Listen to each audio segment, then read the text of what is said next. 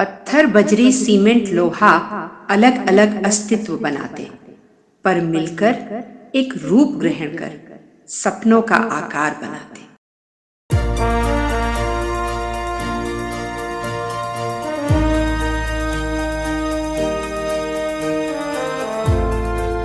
Technology of home Bharat में निर्माण की बेहतरी के लिए शैक्षणिक जगत के साथ साथ उद्योग के प्रतिष्ठित दिग्गजों द्वारा ज्ञान साझा करने का एक स्वतंत्र मंच है।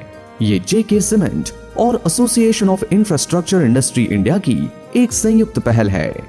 इस पहल में एक आम आदमी की मदद करने के लिए ये सुनिश्चित करेंगे कि वो एक मजबूत सुंदर घर बनाने के लिए उपयोग की जाने वाली सामग्रियों की उपयोगिता और प्रक्रियाओं से पूरी तरह अवगत हो, जिससे उसके घर के निर्माण के लिए धन का उपयोग ठीक से किया जा सके।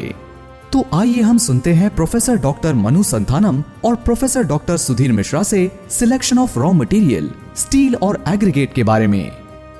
Generally, coarse aggregate is the term given to pieces of stone that are used inside concrete, and these pieces of stone typically are of a size greater than 5 millimeters and generally less than 20 millimeters, 20-25 millimeters depending upon the kind of structure that is being built. A good quality coarse aggregate should have the appearance of particles which are quite uniform in size, that means equidimensional.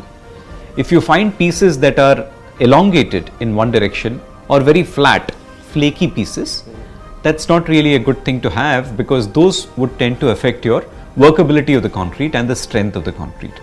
The size of coarse aggregates typically used in concrete can be 20 millimeters down or 10 millimeters down. That indicates the particle sizes of the pieces available in the 20 millimeter down can range from 20 millimeters maximum to about 4.75 or 5 millimeters minimum.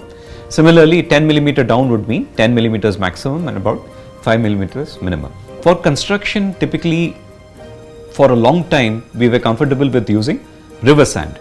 Now, river sand is what is dredged from the beds of rivers, but over time we understood that this process was leading to an undermining of the river environment. As a result, many states have now banned the mining of river sand for construction.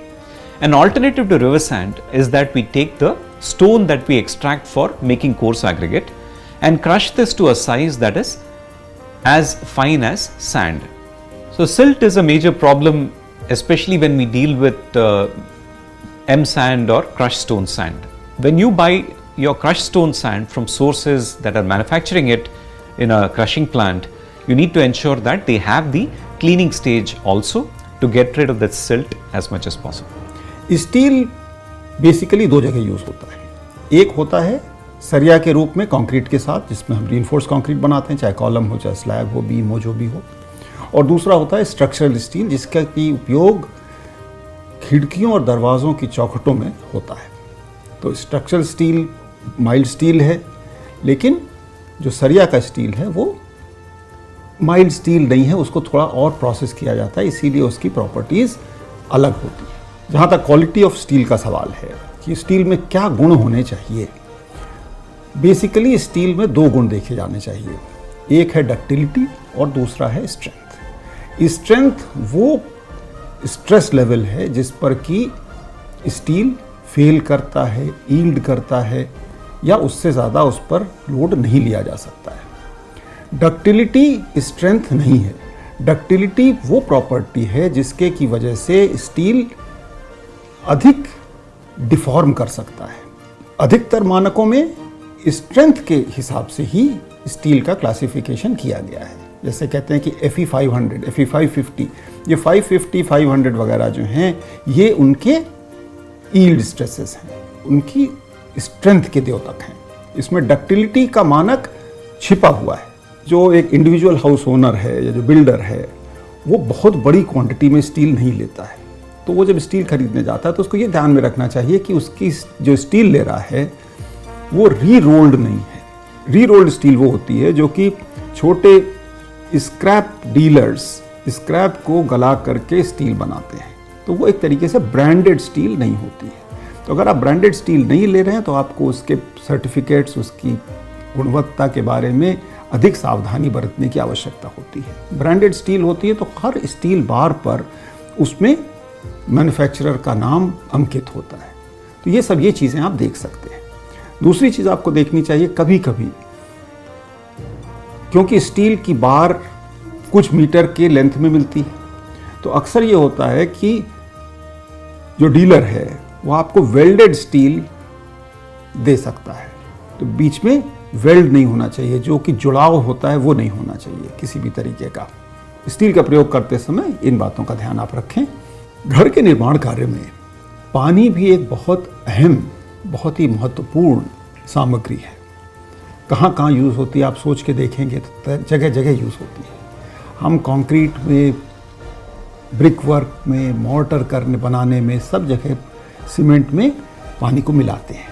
तराई करते समय पानी का उपयोग करते हैं, धुलाई करते समय पानी का उपयोग करते हैं।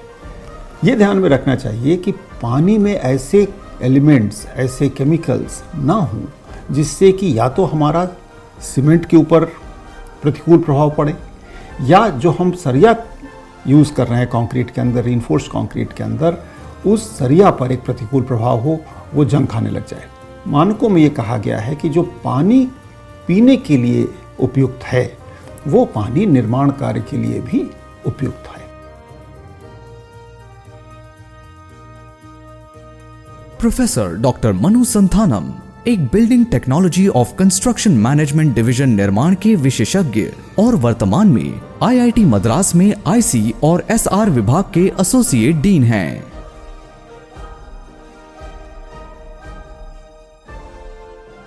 प्रोफेसर डॉक्टर सुधीर मिश्रा एक प्रसिद्ध और एक प्रमुख शिक्षाविद हैं, जिन्होंने टोक्यो विश्वविद्यालय से पीएचडी की डिग्री हासिल की है और आईआईटी कानपुर में 25 वर्षों से कार्यरत हैं। उनकी अनुसंधान रुचि निर्माण इंजीनियरिंग और प्रबंधन में निहित है। टेक्नोलॉजी ऑफ होम, सुदृढ़ सुंदर निर्माण।